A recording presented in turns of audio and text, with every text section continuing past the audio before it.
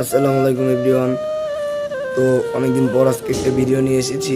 কিছুদিন যাবত ভিডিও দিতে পারতেছি না, এর কারণ প্রধান সমস্যা হচ্ছে আমি একটু অসুস্থ। আপনারা তো দেখতেই পারতেছেন আমার ভয়েসটা কেমন। তো আগে বলতেছি আমার ঠান্ডা লেগেছে, ঠান্ডায় গলার অবস্থা প্রচুর বাজে, তো আমার ভয়েসটা ইগনোর করবেন।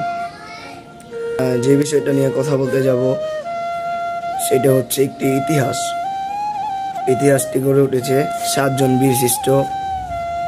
বিশিষ্টকে নিয়ে। 7 জন বিশিষ্টকে নিয়ে একটি যুদ্ধ টানা 9 মাস চলমান অবস্থায় ছিল।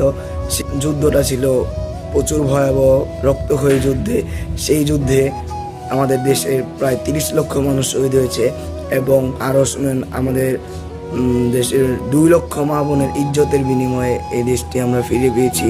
হ্যাঁ, এই 2 লক্ষ মা বোনের ইজ্জতের বিনিময়ে যে দেশের মানচিত্রটি ফুটে উঠেছে, সেই দেশটি আর অন্য কোনো দেশ নয়, সেই দেশটি হলো আমাদের দেশ, বাংলাদেশ। এই দেশটি এভাবেই আসেনি, প্রচুর রক্তের বিনিময়ে, প্রচুর যুদ্ধর বিনিময়ে এই দেশটি এসেছে। এই দেশটির নামটি এভাবেই হয়নি। আমাদের দেশের প্রচুর ভাইরা অনেক যুদ্ধ করেছে, অনেকের প্রাণের বিনিময়ে আমাদের দেশ এসেছে। বাংলাদেশ নামটি তো এভাবেই হয়নি। তবুও যারা এই 71কে অস্বীকার করবে, আমি বলি তারা আসলে রাজাকার। তাদের চেয়ে বড় রাজাকার আর কেউ নেই।